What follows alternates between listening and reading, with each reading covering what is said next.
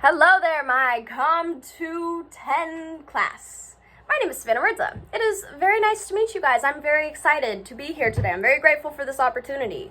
A little bit about myself. So, I'm a very artsy little human. I love art. I have such a passion for creating, being creative, expressing myself, all of that. Art is my life, and I'm proud of that, okay? It's just really healthy for me, and it's a way that it's really good for me to manage my emotions and thoughts and feelings. Speaking of which, if I could save only one thing from a burning house, I would save my sketchbook. I thought about this and I was like, okay, I could take my childhood stuffed animal and go basic with it, but what's that gonna do for me, right? Emotionally, how is that going to physically help me to heal? Because if your house is burnt down, that's gonna be a kind of traumatic event.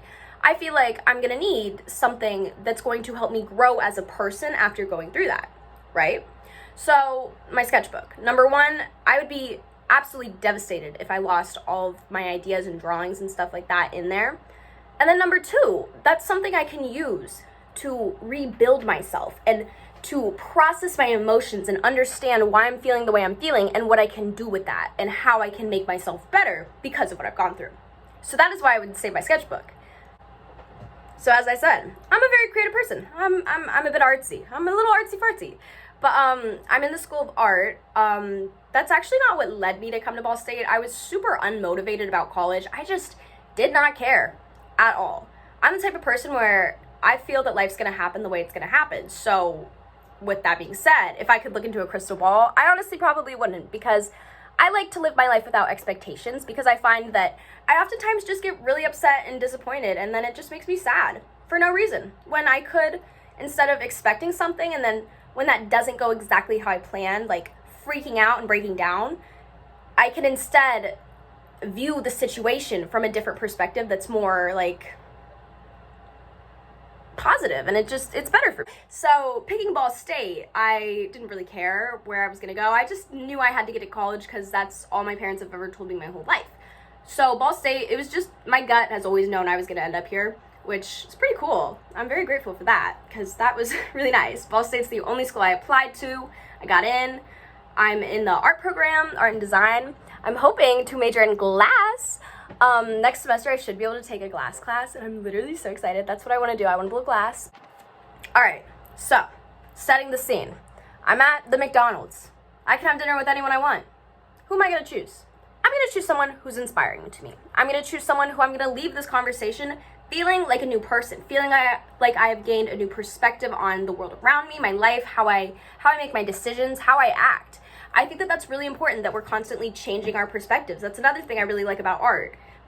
Creating art forces you to look at things that you look at every single day and think about why they are the way they are. And I think that perspective is just all about life. So I would want somebody who could change my perspective. I'm very open to other people, but right now the only person I can really think of is a woman named Iris Apfel. She was born in 1921, and she is still living today, making her very old and full of wisdom. I read her autobiography, and something that really stuck out about it was her emphasis on how important it is to be original and how important it is to stay true to you, and that's something that I really carry with me every single day. And just reading her book alone, I felt really inspired, and it really changed a lot about how I presented myself to the world and how I thought about myself, and I think that meeting her in real life would just really snowball that, and I just think it would be really fun to talk to her. She's got such a cool sense of style and such a cool sense of humor. I want that wisdom. So the fun fact I put about me was that my elbows are double jointed. It's not a very fun fact, but I used to be a cheerleader in high school, and this is an important motion, and that was a really strugglesome thing for me for a while, because it was it's hard to retrain your body, but I figured it out. And that was initially going to be what my insecurity was, although I'm not insecure about that anymore. Coming up with what I'm insecure about was kind of hard for me, because I do not consider myself an insecure person. I don't care how I look, because I feel if I don't like something about myself, what am I going to do? Am I going to cry about it? Am I going to change it? Am I going to stop eating and become underweight and not able to function? Am I going to ruin my health because I can't get over something about myself that is so insignificant, So I don't feel insecure physically like that, but something I do feel insecure about, the more and more I thought about it, was I'm really insecure about being wrong, and I'm really insecure about being insensitive. Not in a, I am God, I am never wrong, I cannot be wrong, I will not be wrong way, but in a, sometimes I have trouble interpreting information, and sometimes I will misinterpret said information, and I will look really stupid. I have no problem looking stupid, I just don't want to be insensitive or offend anybody.